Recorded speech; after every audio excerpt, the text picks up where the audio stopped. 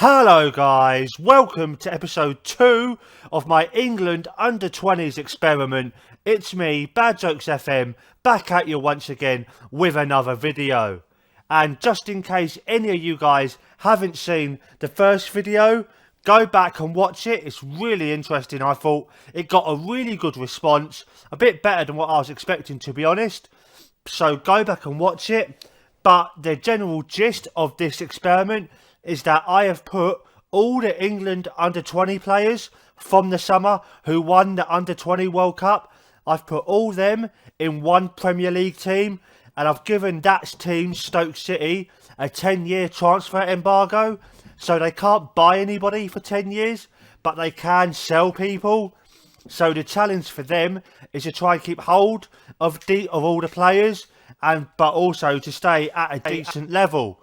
And so if we just go with a quick look at the players, you will see that now we are 2 years in. You'll see they are all 20, 21-ish, so still very, very young. Hopefully they will develop in another couple years. So you can see there we've got the likes of Harry Chapman, who is someone I quite like using in this game a few years on. We've got Lewis Cook, the Bournemouth captain, 21 years old now. Again, decent level he's looking there. And so, if we just have a quick look at their history, just have a look and see how they've got on in the Premier League, you will see that in the first season, they did not do very well at all. In fact, they finished bottom of the table, only winning 5 games, picking up 21 points. Very, very disappointing for them even. That was kind of to be expected. I wasn't too surprised at that. But what I was surprised is what happened the following season. They barely, sorry, still on the Premier League. English, come on people. Championship, is that how you find it? Nope. Okay, go down, that's the one, isn't it? And if we go for the results for this year, this is what really, really surprised me. I was expecting them to maybe be mid-table, sort of get playoffs. I was hoping they would get, but instead they have fallen all the way down and barely survived in this league by 4 points.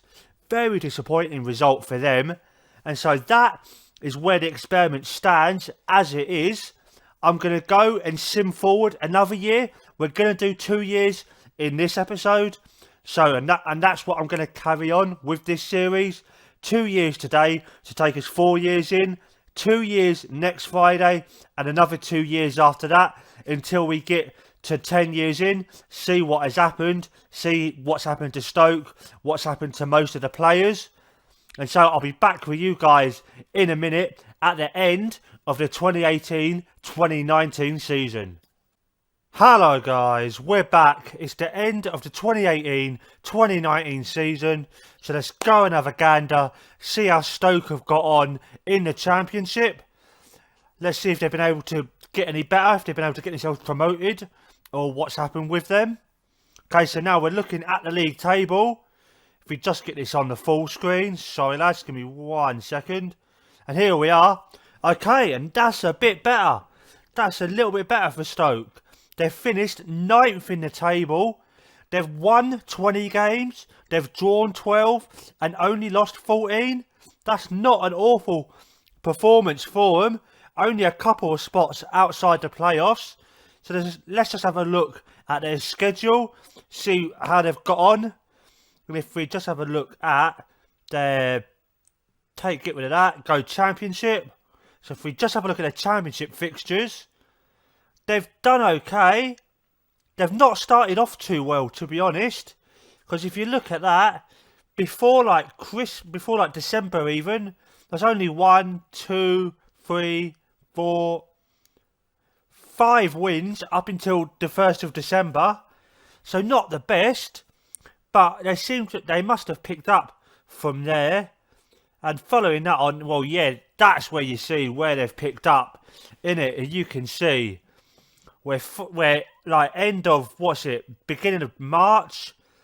They've gone on a 1, 2, 3, 4, 5, 6, 7-game winning run even. So they've done very, very well there. And they won as well on the last day of the season. So maybe that might suggest an upturn in form and they might have a better year next year. Let's just go and have a look at their players. See who's got the best average ratings and who's scored the most goals and all that fun stuff. And where are we? We want stats, don't we? No, selection info, that's the one. And so, their highest rated player, after playing 51 games, wow, is their keeper, Freddie Woodman, with an average rating of 7.03. Let's just have a look at him. 22 years old now. Value of only 1.2 million.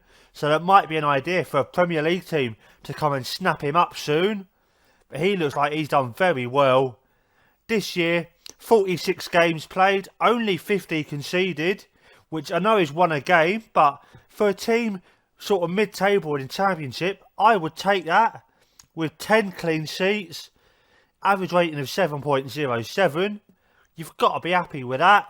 And then the next one on the list is Seyi Ojo, 21 years old now, value of 8.25 million, and he's got this year 45 games, 6 goals, 8 assists, 1 man of the match, with an average rating of 6.8. Again, not bad. Not bad. He's certainly been very solid. And let's just have a look as far as goals are going. Dominic Solanke played in 41 games, 11 goals, 5 assists, average rating of 6.74. Got to be happy with that, ain't you? I do think next season, if he is still at the club, he will get more goals than that. And following that up, just have a quick look at Dominic Calvert-Lewin, 23-year-old English, 16 acceleration, still only valued at 1.2 million. That would be a bargain for somebody to come and pick up, surely. He's played in 41 appearances with 8 goals, average rating of 6.76. So not too bad. Not too bad. And let's just have a quick look at how this team got on in the FA Cup this year. They got knocked out straight away by Brentford. So, bit of a decent result there for my second team. Quite happy with that. And let's see how they got on in the EFL Cup. They won a couple games there. They beat Port Vale, beat Hull on penalties, and then beat Millwall. Get in. Always got to enjoy someone beating Millwall. But then they did lose to Sunderland, 2-1 in the 4th round. So, pretty decent season for them. Can't complain too much. Definitely signs of improvement. And I didn't show this in the last episode. Just want to go and have a quick look at the England under-21s. If we can find them. If we just have a look, see how the main under-21 team has been getting on. Oh, Walter Mazzari is manager of the main England team now. That does seem to happen quite a lot. I'm not sure why. I'd never really seen him as a future England manager. But then, who on earth is a future England manager at the moment? So let's have a look at the under-21 squad.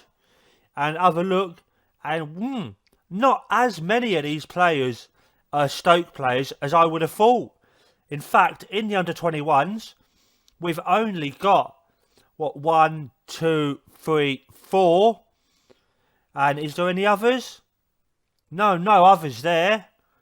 And in fact, let's just check the under-20s as well. Maybe that might be where we find more of the Stoke players. And again, no. Really, really surprising. In fact, not a single one. Not a single Stoke player is in the current England under-20s team. All the under-21s. So, 4 in the under-21s.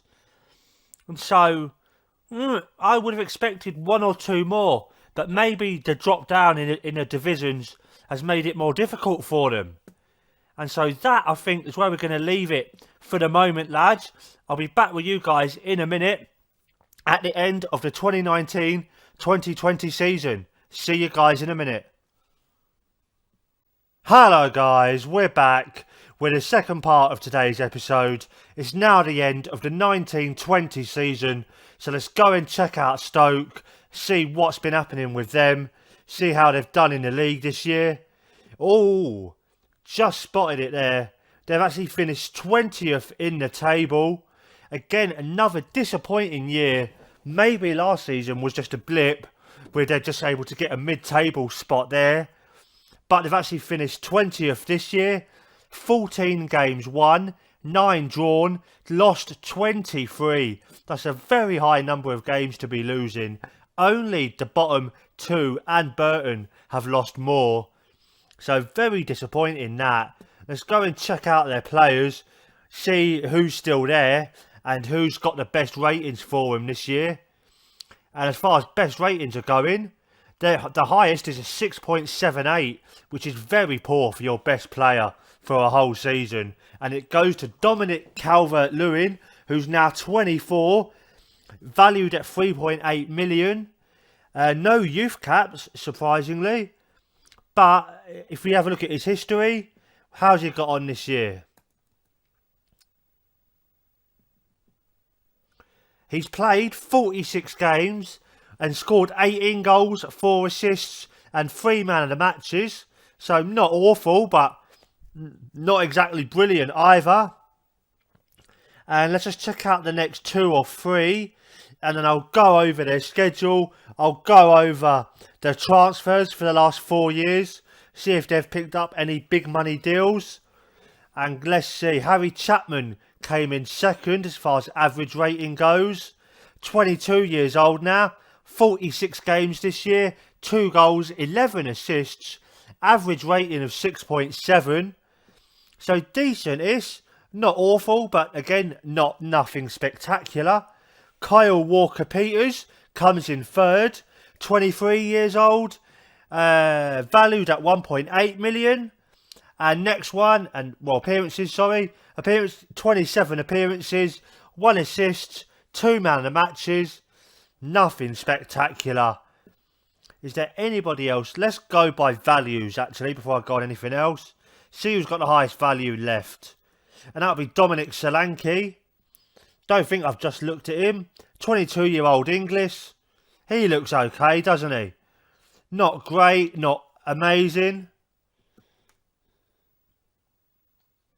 And 45 appearances, 14 goals, 2 assists, 3 man the matches. Decent-ish. And if we just go over Stoke's schedule, we will just see how they have got on this year. And how they got on in the cups. As far as the cups go, EFL Cup, pretty standard there. Got knocked out by Blackburn in the second round. How did they get on in the FA Cup? My team, West Ham, beat them 3-0 in the third round of the FA Cup. And let's see if they went on any sort of runs in the league.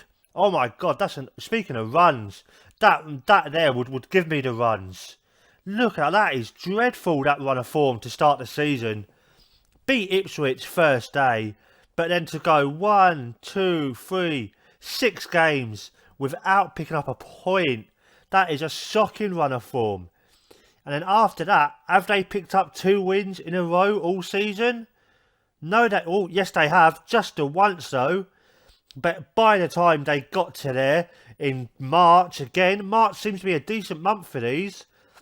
But even after that, they've gone 1, 2, 3. 3 wins there, but that's too late to do anything decent as far as the season goes. And so, let us now just go and have a look at the transfer history. And as far as deals in, obviously no deals in. But they've sold 50 million worth of players this year.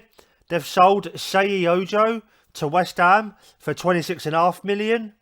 Decent little deal there for them. At least this way they're keeping the money in and hopefully just channeling it back into the youth. And any other big money deals? Freddie Woodman, I think I did say to him in the last part of the episode how he'd be a decent pickup for a premiership team. He's gone to Hull, who are in the championship, so one of their main competitors. He's gone to them for 2.7 million. Aidan Nunes gone for 1.5 million. But another big money deal is Ovi Ejaria going to Leicester.